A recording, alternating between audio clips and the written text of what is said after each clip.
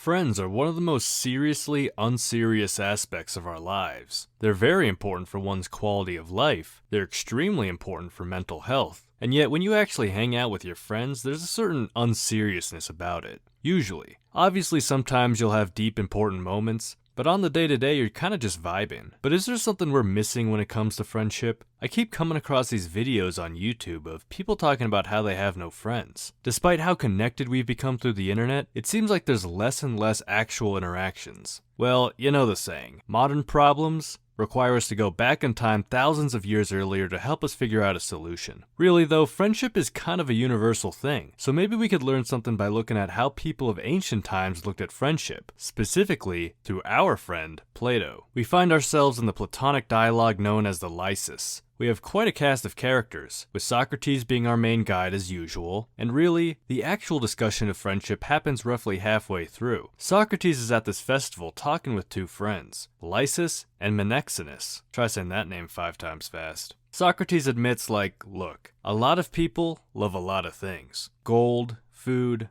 honor, but he has a desire for friends. And seeing as how Lysis and Menexenus are friends, perhaps they could help Socrates figure out what exactly a friend is. They start out by examining this quote of wisdom that they've heard throughout society. God is ever drawing like towards like and making them acquainted. Perhaps then, friends are similar people. At face value, there's something recognizable in this. After all, friends usually have similar interests, and their friendship consists in a mutual love and exploration of those interests. But Socrates limits this saying a bit in scope. If similar people attract and become friends, what about the bad people? Although similar, can't be friends because they just end up hurting one another. Okay, then maybe we could say that two good people can become friends on account of their similarity, but not bad people. Then now we know how to answer the question, who are friends? For the argument declares that the good are friends. But Socrates isn't satisfied by this. He thinks, well, could a good person do anything another good person couldn't just do himself? The good person is sufficient in their goodness, and doesn't need another good person to feel some desire. And if they don't desire, they can't love. And if they can't love, they can't be a friend.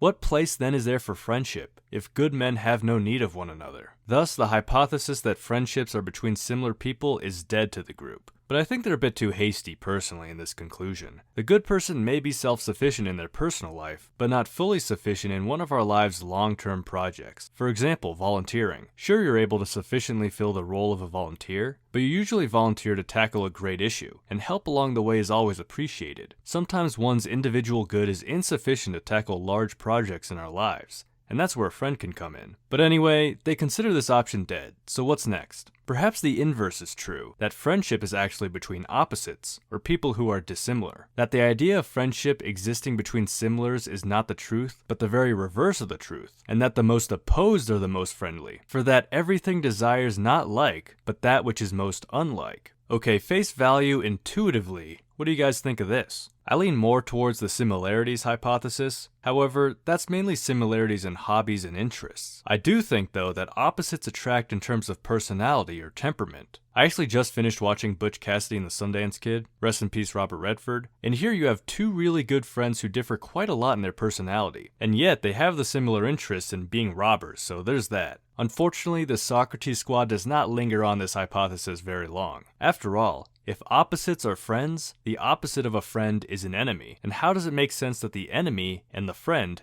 can be friends? So taken to a logically extreme conclusion, there's a contradiction. But I still think there's merit in seeing how different, not opposite, but different personalities can complement each other. But okay, the similars are not friends, and the dissimilars are not friends. Where do we go next? Well, all this time we've been using terms like good and bad when talking about friends, as they relate to similarities and dissimilarities. But what if friendship goes beyond good and bad? What if friendships are actually between people who are neither good or bad? If there be such a thing as friendship or love at all, we must infer that what is neither good nor evil must be the friend. Well, if you remembered earlier, we said that similars can't be friends, so that's out of the window. But what about someone who is neither good or evil being friends with someone who is good? Also, for clarity, I'll be calling someone who's neither good or evil neutral from now on. Socrates uses the example of a body. The body is neutral, but it can get sick through illness, which is bad. However, the body can be treated through medicine, which is good. The body then becomes friends with the medicine when there is a presence of illness. In other words, the neutral becomes friends with the good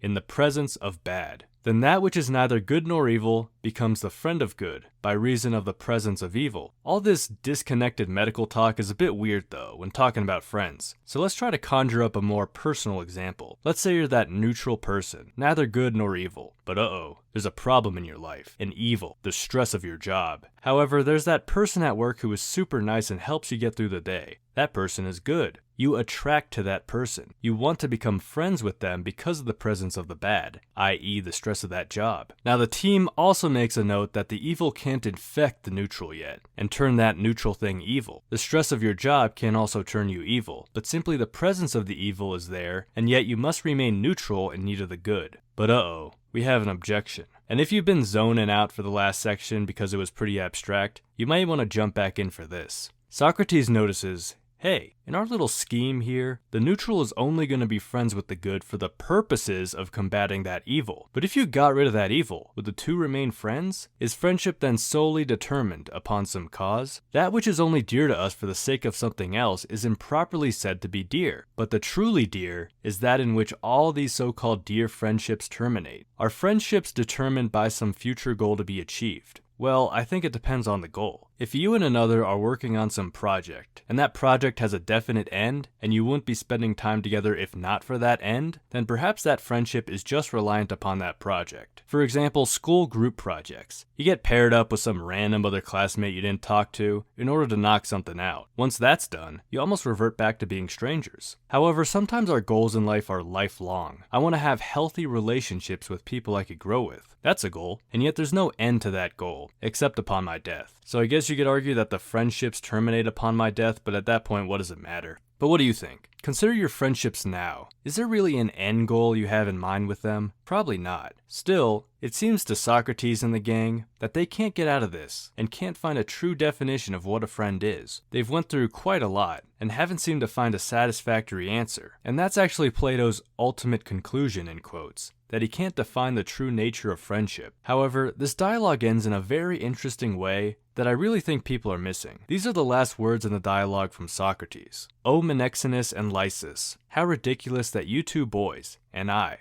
should imagine ourselves to be friends, and as yet, we have not been able to discover what is a friend. This can be read the probably intended way by Plato to say, wow, a lot of people consider themselves to be friends, and yet we can't even define what a friend is. But, and I know Plato probably doesn't want me to read it this way, what if we read it in the reverse? What if it's more like, well, despite not being able to theoretically define what a friend is, we still believe we have friends, and act like it. In other words, friendship practically prevails, despite the absence of a theoretical definition. This alone is maybe a bit more uplifting than how the dialogue ends, but there's one more point I want to make. Why do Socrates, Menexenus, and Lysis all consider themselves friends, despite their lack of definition? What is it about these three that we may also see in our lives? I want to posit that the entire dialogue itself tells us an important aspect of friendship, the desire to converse. I can't think of any example of friendship where the two people don't want to talk with one another. Sure, there's going to be tough talks here and there, like if you and a friend get in a fight, but you still have those talks and they're usually in service of preserving the friendship for later, because you enjoy talking with them. This is not a sufficient element of friendship, but I think it's a necessary one. That's the hidden, not Plato approved, but I still read it message in the Lysis. And that concludes the Lysis. Although our friends didn't come to a conclusion by the end, I hope this video helped you in some way examine your own friendships. If you enjoyed this video and want to support the channel, feel free to subscribe for more philosophy content. And with that, I wish you all meaningful friendships and a beautiful rest of your day.